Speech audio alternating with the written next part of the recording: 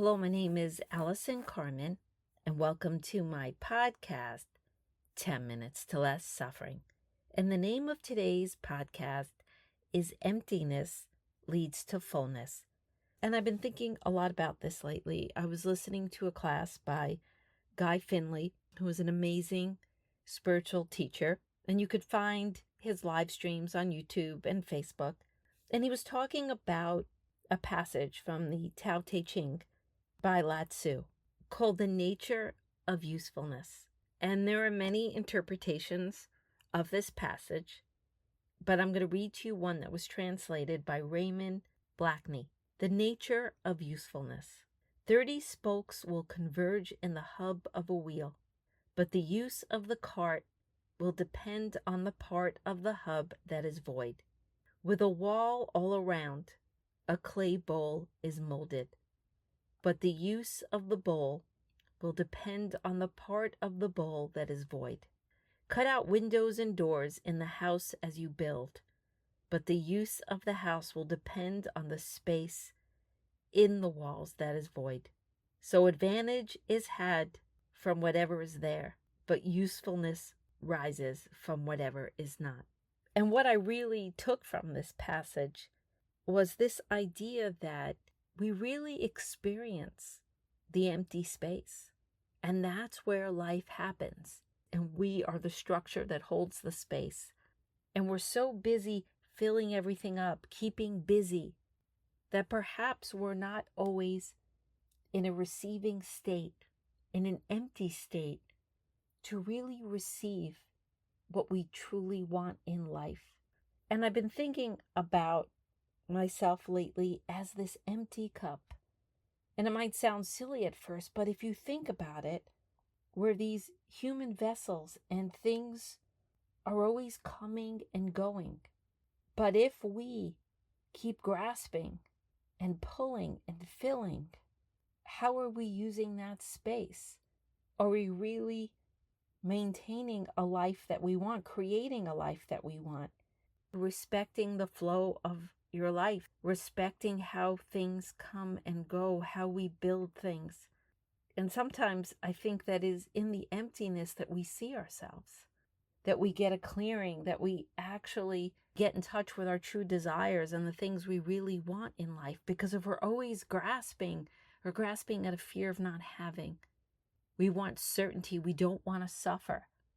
But when that happens, we're pulling in things that might not be our true desire. We're pulling in things that might not be for us, but we so want to feel full and safe. But certainty is not usually filled with a life of possibilities, of opportunities, of the things that dreams are made of. And so when we're pursuing something what we really love, we have to allow ourselves to sit and put it out there and sit and wait and be patient for the things that we really care about to come back to us or attract the things for the first time. Because if we pull in everything, we end up in relationships we don't want to be in. We end up in jobs that we don't want to be in, and we have filled ourselves up with experiences that are not aligned with who we truly are. And that's when anxiety comes in. That's when fear comes in, dissatisfaction. But if we can wait and hold ourselves and allow the experiences to come and go, yes, we put intentions out there. Yes, we have desires, but we allow things to flow in and flow out. And just because we have in our lives maybe not exactly what we want, it doesn't mean that life won't keep changing. We must stay steady. We must hold who we are. We must be solid in order to wait and attract and allow things to come and go. And emptiness and beginnings could be very uncomfortable. I know this very dearly. I actually have had many times in my life where my cup felt empty. But when I looked at it as a beginning, when I looked at it as a new start, new possibilities, new opportunities, it's a much different experience. Instead of being desperate, you're patient. Instead of being afraid, you're hopeful. Instead of feeling despair, you feel possibilities because you know that this moment of emptiness is a time for yourself. It's a time for reflection. It's a time to start building again putting new feelers out there, putting new intentions, trying new things.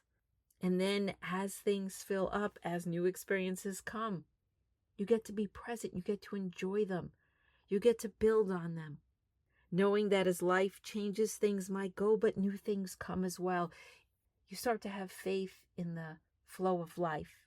And that's why I also love the idea of maybe, because when we get afraid and we fear that we're losing more than we're getting, maybe reminds us that uncertainty is our best friend, because if we want our life to change, it has to happen in the unknown. And we start to see the ebb and flow of life. We enjoy the victories. We enjoy the opportunities. And when they leave, we're able to let them go, because if we hold on to things that are leaving, we suffer. We're arguing with what cannot be argued with. And we resist and we become negative. And then we don't avail ourselves to all that's possible. So life happens within the space, and we are the structure that holds the space. Whether you look at it as the walls of a house, the hub of a wheel, as this empty cup, whatever it is, we must allow things to come and go. Because if we cling, if we hold on, what is seeking us will not be found. What we desire, there will be no room for. And I get it. I've sat in emptiness many times in my life, with projects that cannot be launched, with relationships that no longer exist. And you sit by yourself and you wonder, how will life move forward? How will I begin again? How will this ever happen for me? But when you allow the emptiness to be the beginning, you find courage to put feelers out again. You find courage to start something new. You find courage to love again. You find courage to be who you are, your authentic self, and know that beginnings become full, that life changes, that uncertainty is your best friend and your life has maybe, and you hold hope in your heart. And so the emptiness becomes a different experience, and the fullness becomes a different experience, and you become part of the flow of life. And when you allow that, life becomes more full, because everything is part of creation. The beginning is the part of creation. The fullness is part of the creation. The emptiness is part of the creation. Everything is part of the meaning of your life, of the creation of your dreams, the openness of your heart. When you become part of that process, you become one, you become present, and the glory of your life never escapes you. And yes, life has happiness, it has suffering, it has pain, it has joy, it has all those things. But it doesn't mean that we can't stay hopeful, and it doesn't mean that love doesn't come again, and it doesn't mean that joy will not return. There are seasons to all our lives. When we know this, we don't sink into despair. We might feel sad, we might feel challenged, but we hold that little glimmer of hope that the sun will rise again. I hope you think about this, the nature of usefulness. That is the space within us where we create, and it's the space within us that dreams come true, and the space within us that love happens again. Don't be afraid of letting go, because letting go is letting in.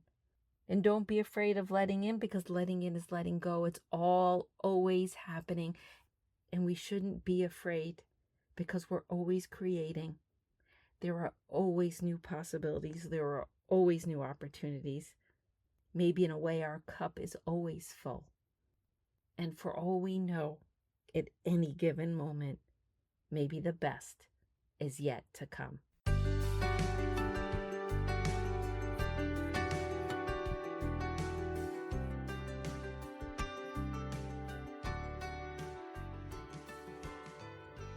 Thank you for listening to this podcast today. If you'd like to get in touch with me, you could email me at allison@allisoncarmen.com. If you'd like to buy my books, The Gift of Maybe or A Year Without Men, they're available at all major bookstores and online retailers. And if you'd like to listen to my new audiobook for The Gift of Maybe, they're available at all major audio platforms. And if you like this podcast, I hope you subscribe and leave a comment.